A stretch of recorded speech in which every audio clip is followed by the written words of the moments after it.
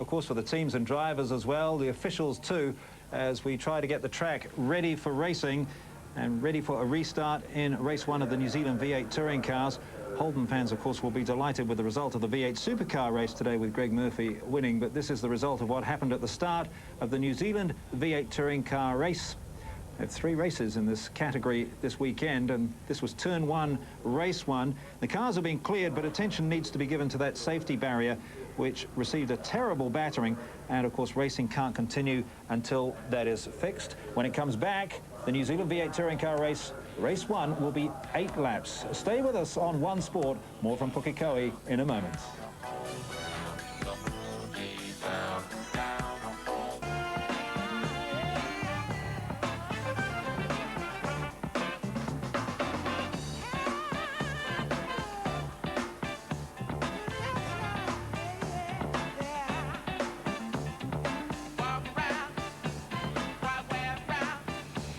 Yes, that was the incident that has caused the big delay here at Pukekohe. Turn 1, race 1 of the New Zealand V8 touring cars. Problems for the cars as well, at least 7 of them involved in that, and damage to the safety barrier as well, and that's what's caused the delay too. Fixing that, and they've been busy putting a row of tyres in front of the safety barrier before the restart, which we believe is about 8 minutes away. Now, Lavina Good has with her one of the drivers involved in that accident, Nick Ross. I tell you, when you're a driver, this is the last thing that you want to see, a car that has been smashed up like this. Basically, what it means to Nick Ross here from Concept Motorsport is that he will not be competing in this next race, the V8 touring cars for New Zealand. Nick, tell us what happened out on the track. Well, our weekend started bad anyway. We had a bad qualifying, so we started off the back. Got a fairly good start, got about 3 or 4 places, and then came down to the first turn, and there was just dust. Saw a car on the outside. Moved to the inside, and all of a sudden about 3 other cars came out of nowhere, and that's where we ended up. I hate to have to ask you this question, but what goes through your mind when you're a driver and you're travelling at speeds like that at the beginning of a race and something like that happens, especially when you hit the dust? Not a lot goes through your mind because you haven't normally got a lot of time to think about it. It's just a split-second decision. Do I go left? Do I go right? On this case, we made the wrong decision and ended up in back of somebody else. And judging by what happened out there, you weren't the only one that made the wrong decision? No, there was a few other boys that made the wrong decision, but I believe it started a lot further up the field, so I think it's just one of those things, really. Nick, it's fair to say that you definitely won't be racing today, but what can you do perhaps to get the car ready? I mean, it doesn't look good, but what can you do perhaps to get the car ready to race tomorrow? Boys are just having a look at it now to see if we can repair it or not. If they think they can repair it, we'll take it back down to road and track panel and see if we can get it straight again and see if we can bring it back in the morning. Now, you haven't experienced a crash like this before in the V8s, but I guess you have in Formula Ford. Yeah, not in a Turo I haven't, but a few years, brought back a few memories of a few years ago when stacked in the same place in a Formula Ford there. What about injuries? Did you pull out with any injuries? Oh, a couple of things aren't where they should be. They're a bit higher, but might have to go and sort that out later. I bet you do, and I guess this is worth, what, $40,000 worth of damage to your car, and you have to pay for it yourself? Yeah, it comes out of our pocket. I mean, we've got small sponsors like Porter Hire, Sones and Vision, Engineering, little companies like that help us out a little bit, and but most of it will come out of our pocket. Nick Ross, you've got a busy night ahead of you. We appreciate your time. Good luck tomorrow. Thank you. See you later. Well, Nick Ross, a very nasty moment for him. No vision, nowhere to go, and obviously quite a financial hit as well. We're standing by for a restart in the New Zealand V8 touring cars. It's just a few minutes away. We're in contact with race control, and as soon as they let us know, we'll let you know. In the meantime, we have the chance to go behind the scenes in the V8 supercars with Bob McMurray. The biggest race of the year here at Pukekohe, and you would expect on Thursday morning, as we are now, the place to be a sea of excitement and a buzz of entertainment. But empty garages. The cars are late. The boat was late leaving Australia, so the cars won't arrive until this afternoon. The teams have a lot of work ahead of them to get the garages ready and the cars ready for the race this weekend. Now, eventually the trucks arrived. We're here in the West Point garage, and we can see that it's all set up beautifully. I'm here with Dean Orr to explain just how they get to this stage. Dean, it looks fantastic in the garage now from empty. How do you manage to do this? Well, obviously we're doing it every weekend. Well, not every weekend, but every race. So basically the truck pulls up, we roll all our things off, and we transform a white tent into a West Point racing garage where we'll be here for the next 4 or 5 days. So it does look quite a bit different. Obviously the floor was already here. Normally we would set up our own floor, but due to customs and quarantine and what have you, we felt, you know, we get a higher floor in. It's just a lot of less drama in cleaning and what have you to head back to Australia. So that's supplied here with the tent. That's one less job our people have to do. But the blue walls and what have you, that all goes up to transform it. Our data booth, it basically rolls out of the truck and plug power in, and this is obviously some vision for the race meetings, lap times, and these other lower screens here are our telemetry, which means that we can monitor our cars as they're going around the circuit, and so on. So that's our main, I guess, hub of information for the meeting. And in this room over here is where our engineers will liaise with the drivers and look at data from each session and decide on what changes to make and how they're going to run the session and how they're going to run the race. So basically, you know, that's what DJR do, and then that's how we plan our weekend out in this tent.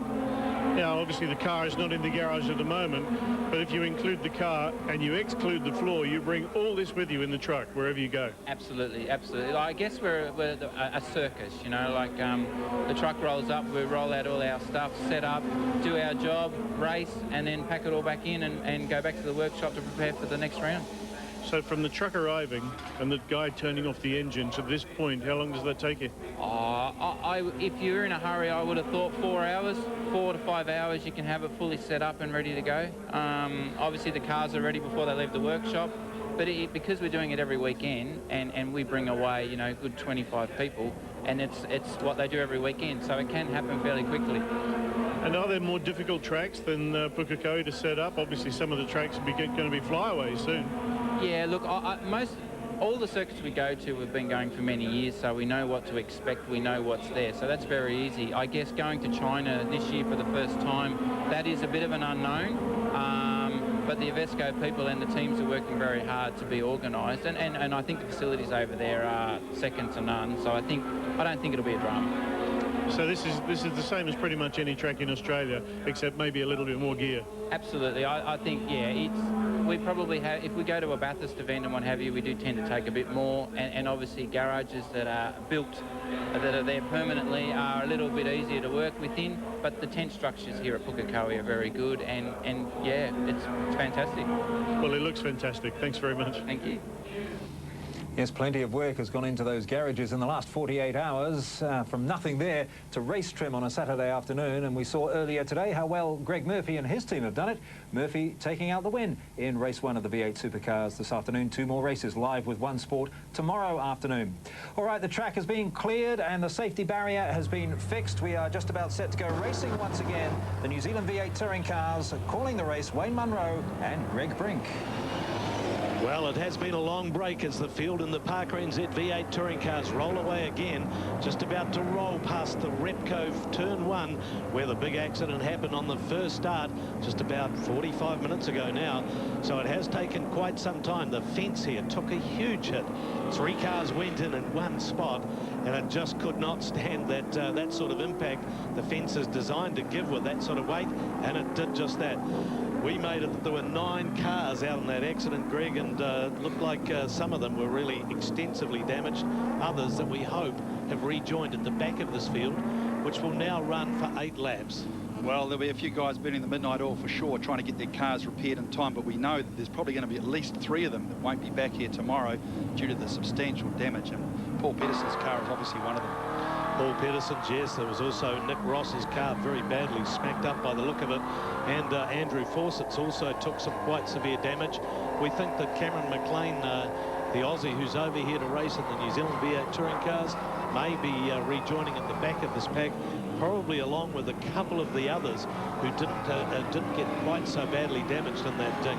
But 9-car pileup, I mean, it's just probably the worst accident of the year so far, which has had a reputation for many, many first lap crashes. Well, the other thing that's coming into play here right now, and you can see it in this late afternoon sun as it drives through on quite an acute angle, it'll be playing right against them as they go down to the end of the first straight into that Repco corner. So hopefully that's not going to put anyone off, and we don't have a reenactment of that first race start.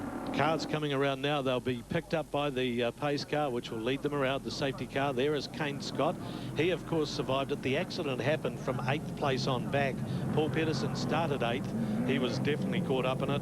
Cars all the way back down the field to Mike Perro, 33. Got caught up in it as well because, of course, they were unsighted, just smoke and dust, and ploughed into the debris. But up front, we've still got our 3 championship contenders for the Parker NZV8 Touring Car Championship, which ends with these 3 meetings here at the Placemakers V8 International. Kane Scott is on pole position, Andy Booth in the 2nd spot, and John McIntyre in 3rd. Those guys are in contention. Perhaps Kane Scott not really up the front. Andy Booth has a chance at the title. Johnny McIntyre does. But Wade Henshaw is back in 7th, and he was, luckily for him, just ahead of that mayhem that happened. We said about that before. Qualifying is also important in this class, and as you said, Wade Henshaw was ahead of those. Well, I think that action started from 10th place back with Cameron McLean, Andrew Fawcett, Paul Pedersen. So he'll be relieved for that. But also he's got his work cut out for him in this race, because 7th place and his main championship competitors are up there in 2nd and 3rd place. Well, we've talked about this before at the Taupo race, for instance, for the Parker NZV8s. What did Wade Henshaw, what sort of approach should he adopt in this situation? Should he be defensive? Should he drive conservatively? And I think your comment, Greg, was, no, you don't do that. That's when you get yourself into trouble. Well, I've been there myself. I've taken that approach, defensive, leading a championship, and it doesn't play to do so. You've got to really go out there and drive your own race. Take it by the, I guess, by the bull, by the horns, and go for it. And I think you'll see Wade Henshaw take that approach in this race. By our reckoning, he has to finish 5th or better in the 3 races over this V8 International weekend in order to stop someone like Andy Booth, who is 2nd in the championship, quite a few points behind him, and basically not actually, it's 86 points behind him. 75 points for a win in this race, in this class. So basically he has to finish 5th 3 times. Doesn't matter whether Andy Booth then wins 3 times. But the guy, of course, who might get in the way of Andy Booth's ambitions, Kane Scott in the super cheap car, the number 99, sitting in pole and very, very quick.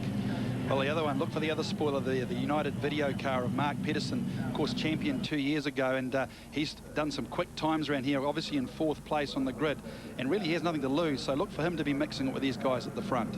I see a few backs, a few rows just a bit further back, that Andy Fawcett is back in this field, and the news is from race control that there will be yellow flags shown down to turn 3. That is right through the Repco turn 1, through the Placemakers S's, and onto the back straight, in order to just get this race underway and safely past this dangerous spot down at Repco turn 1, where the safety fence has been repaired. Here we go with the start. The yellow flag's waving. So yes, no passing. Andy Booth can stay tucked up there. And in fact, is this the plan? Because wait for it as he goes through. If he goes through the S's side by side, no. Pulls in behind, so does the right thing. Same thing happening back there, I think, with Clark Proctor pulling in behind Dean Perkins. So single file through here. Righto, here we go down the back straight. It's all on for young and old. These guys are right into it, and look at them pick up the pace now. I don't like it when you say that. It's all on for young and old. You know what that means, don't you? Trouble probably down at the hairpin. So here we go. Kane Scott leading them down quite clean. So yes, we have got a race underway. That is the good news. Andy Booth in the 2nd spot. Kane Scott just controlling things because, of course, their tyres won't really be up to full operating temperature. There's Jared Carlisle coming down the inside of Andy Anderson in the Valvoline car. Just a bit of a touch there. Shane Drake in the Power Build car tucked up behind them. Well, as we talked about young and old, there's Clark Proctor there. He's one of our older campaigners, 43 years old, of course. Kane Scott, 37. And Jared Carlisle, look like he's gone wide there. He's one of our younger competitors. Into the wall, indeed. Yes, he did. Now, look, that is a quick part of the track. Everybody's commented since the resurfacing of the Pukekohe circuit that this is now a very, very fast part of the track up onto Ford Mountain. Carlisle rejoining in the Mountain Air car, but I have the feeling he won't be going that much further somehow. Well, I guess the relief there that the safety car won't have to come out. He'll hopefully circulate round into the pit lane. Meantime, Kane Scott, though, now etching out a little bit of a lead on Booth. Wade Henshaw still sitting in that 7th spot. As we said, he needs 5th or better if Booth is going to win this race. But at the moment, it's Johnny McIntyre trying down the inside of Booth. That didn't work, so now he pulls to the outside in that Pennzoil number 47 Ford Falcon. The fastest of the Fords so far here today, with Mark Pedersen not too far behind him. Yes, Kane Scott, he tends to race very well out front, gets that clear track and really gets his head down, and it tends to go well when he's up front, and compared when he's back in the field and he has to work for it. He's never really had us on about it, but we do have a theory that, yes, he's not as good in traffic as some of the other drivers. Here's a replay looking here at Andy Anderson's car. What a squeeze play. And that is when Jared Carlisle comes down the inside there. Definitely contact was made. Well, it looks like he may have sustained some damage to the left corner there, which obviously resulted in him coming off the track at the top of Ford Mountain. Yes, you can see it here. Obviously damaged that left front wheel, couldn't turn in, and off he went into the barriers. Yes, exactly right. We're travelling with Shane Drake as we got that view down at Holden Hairpin, and there's the end result of it. Jared Carlisle, who has been a very, very good karter. Oh, and this is Johnny McIntyre really working over the back end of the #1 Oryx Commodore, trying to find a way past, trying to prove that Fords really belong up front here, but at the moment it's Holden's 1-2. Well, looking back a little bit, championship leader Wade Henshaw under a lot of pressure there back in 6th place. So we talked about defence and attack, and he really needs to get on with it. We've seen already this afternoon here at Pukekohe Park the dream result for Greg Murphy. Oh, straight off the edge of the track goes McIntyre. That is living dangerously, because that is now very, very fast in these V8 touring cars. Here's Angus Fogg trying down the inside of Wade Henshaw. Henshaw will be wanting to avoid any contact with anybody. And Foggy, well, with the best will in the world, you'd say he has got himself in the odd bit of strife this year, hasn't he? He certainly has, and this Wade Henshaw, though, Mr. Consistent this last 2 seasons, 15 races. He's finished in the top 3 and 12 of them, so let's hope he can maintain that consistency for this weekend. Well, he has got some serious power down the back straight. You see him pull away there from Fogg and Dean Perkins, who interestingly is running his old car. He's ditched the car that he's run all season long. Look at the fight up front, and gone for the old one, and reckons it's much better. A touch on the back bumper of Kane Scott's car from Andy Booth, as he's getting a little bit frustrated maybe. Well, Andy Booth, last year's series champion, in fact, had 20 race results. In fact, he finished in the top 20 in all those races, so Mr. Consistent, and really has struggled at times for a bit of pace this season, but here at Pukekohe, definitely on fire. Those top 5 with Paul Manuel, the 5th of them, just pulling away. Oh, look at this, 3 wide down the front straight. Squeeze play going on here. Oh, this, oh, look out. Jeepers, if these guys ever losing it or not. Oh, now we're on the grass. Now we're back on the track. Let's figure out where we are. And we have Andy Booth in the lead. Well, I think that's slightly controversial, don't you? Oh, well, these guys are turning it on for the crowd. Wade Henshaw said to me earlier he was going to, but Johnny McIntyre, he was right up there, the back of Kane Scott. Of course, Andy Booth, the one that benefited out of that manoeuvre. 3 wide into the corner where we just saw a huge accident in the opening moments of this race, and these guys just ploughing there. 3 wide, I've never seen it done before, but then that was probably the inevitable result. How they're all still there is a bit of a credit to just how good of drivers they are. Well, that's dead right. These guys have been used to racing door handle to door handle, and we just saw a moment there where they could do it. Let's have a look at this One Sport replay. This is on board with John McIntyre. Look at that on the outside of him. He pulls out of it totally sideways. Kane Scott in the super cheap car. How he hung on to that, I do not know. And look at this, just completely avoid the chicane totally, right across the placemakers' S's, totally on the grass, no worries. You noticed there that Kane Scott just followed Andy Booth's roll right across the front. Look at this front end view of it. Oh, how did they hang on to it? That is pretty sensational driving. Mark Pedersen saying in the back there in the United video car, okay, guys, you carry on like that. I'm going to win this race if you don't look out. Well, that's driving school. Those guys just kept their foot up, and if they backed off, they probably would have spun, so good car control. This is the view from John McIntyre's car, still sitting there in the 3rd spot. We've gone 3/4 distance, lap 6 of 8. Remember, a short race after such a long stoppage. Andy Booth forcing his way to the front. He knows he has to be in the lead to have the maximum opportunity to beat Wade Henshaw for this title. And at the moment, Wade Henshaw is 6th. That puts Booth in a pretty good position if he can pull off a clean sweep here at Pukekohe. It's a little bit unlikely, I would think, but possible. Well, you never know. We've seen lots of things happen before, but currently Andy Booth, fastest man on the track, just pulled out a 1:01.7. Quickest time so far. Oh, no, Kane Scott just popped the 1:01.6, so these guys are onto it. Look at McIntyre, though, even though Scott just went so fast, McIntyre closing right up behind him. Our curb cam, I think, totally missed these guys. Well, I tell you what, it's not over yet. We've got 1 lap to go after this, and I tell you, it's anyone's race at this point.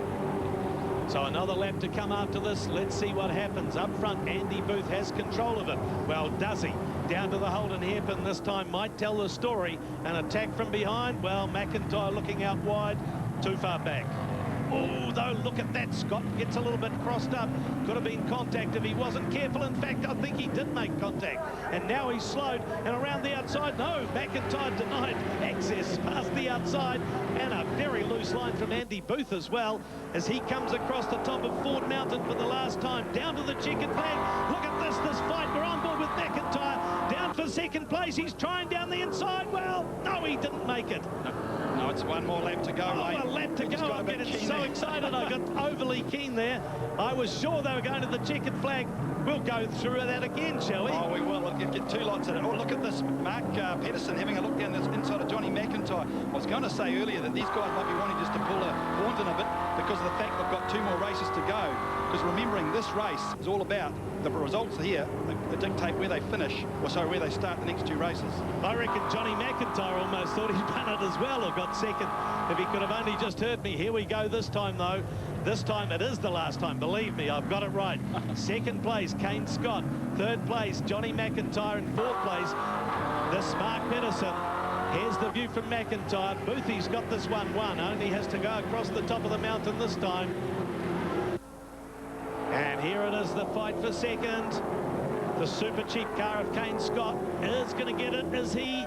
McIntyre trying down the inside again. No. Kane Scott takes the second place ahead of Johnny McIntyre. Mark Pedersen will finish fourth, Paul Manuel fifth, and Wade Henshaw back in seventh place. This is all good for Andy Booth for the championship. Not looking so good right now for Wade Henshaw. Seventh place, not where he wanted to be.